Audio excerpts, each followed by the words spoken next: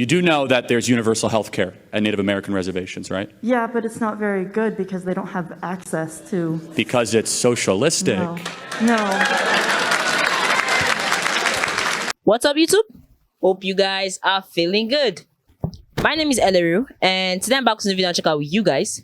This is called Charlie Kirk Debates Socialist College Student. This is the full video. This is going to be a rush, but now goes, guys. We talk less and we react more.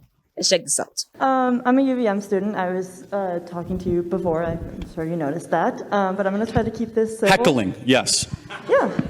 But I'm just going to hope you respond in a way that's not so just conservative talking point and more of a conversation way. Hopefully. Maybe? Sure. Okay.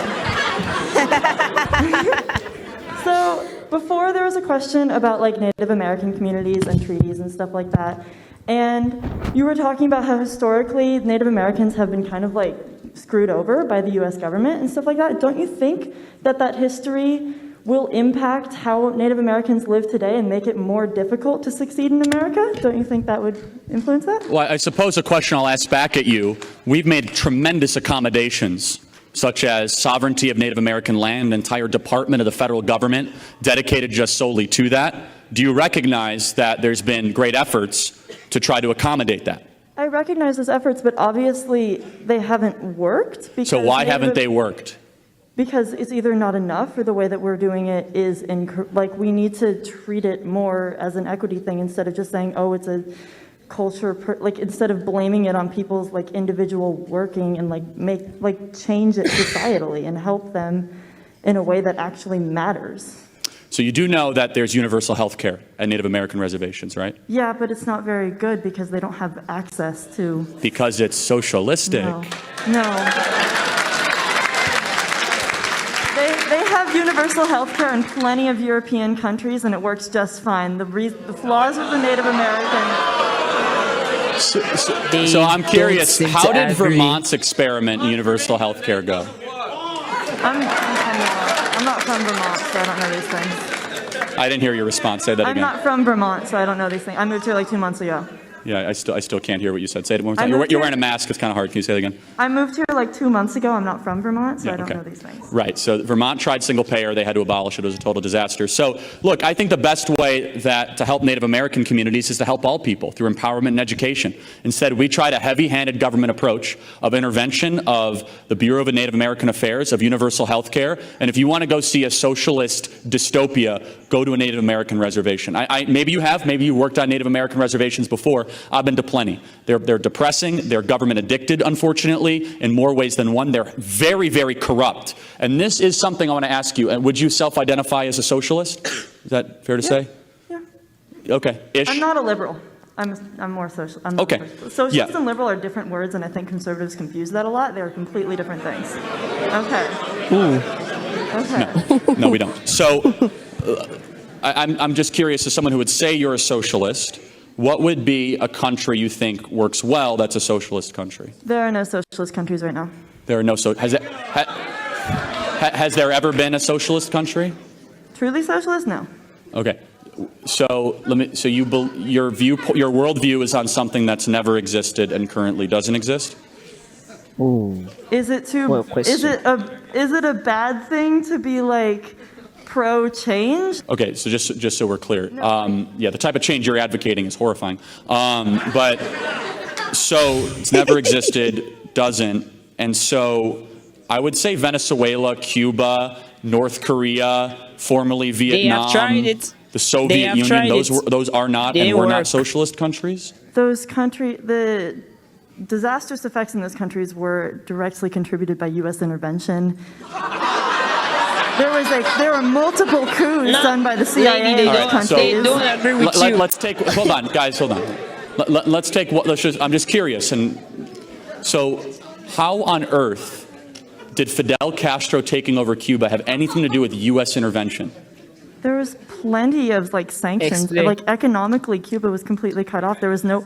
They tried to assassinate him plenty of times. There were so many things. The fact that they're communist. Yeah.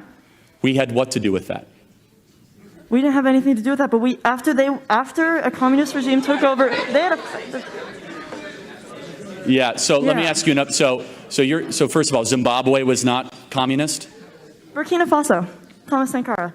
Say that again. Thomas Sankara, Burkina Faso. Before he was assassinated, he was actually How about Mugabe? He wasn't a communist. How about Joseph Stalin? He wasn't a communist. Called himself How a about communist. Mao Zedong? He wasn't a communist.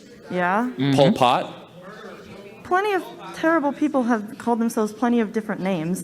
North Korea. Oh, so you get to be the North Korea judge. calls Got themselves it. Right. So I just want to make sure we complete the point. You believe in something that doesn't exist, has never existed, and even though the people that call themselves the things that you believe, you say they weren't really that, which is the most important point. Socialism is always judged against an impossible utopia, and they judge markets against a reality. And here's the truth of the matter.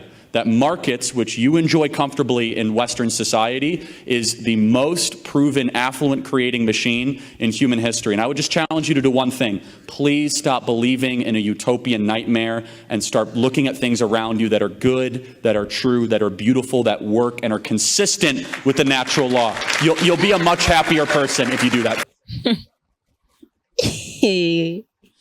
Charlie said she will be a much happier person if she does that.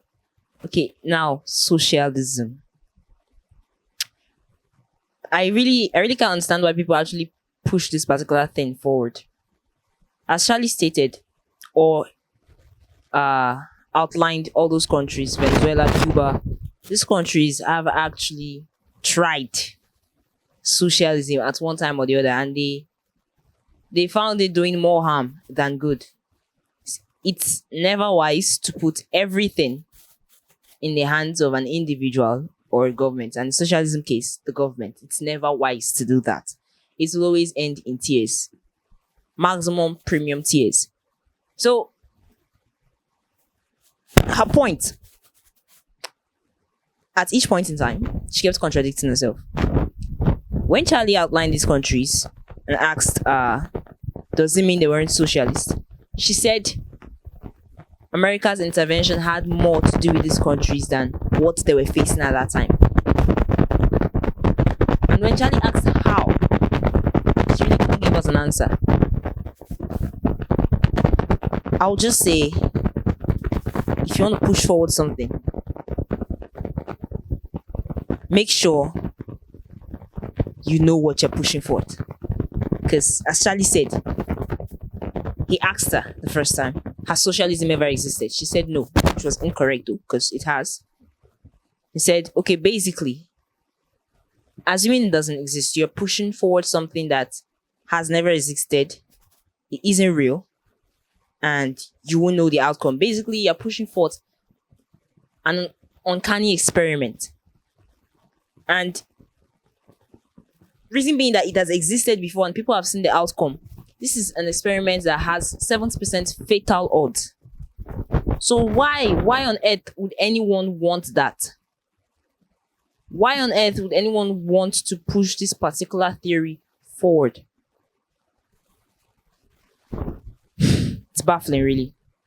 But guys, tell us what you think in the comment section, and please leave a thumbs up at the end of this video.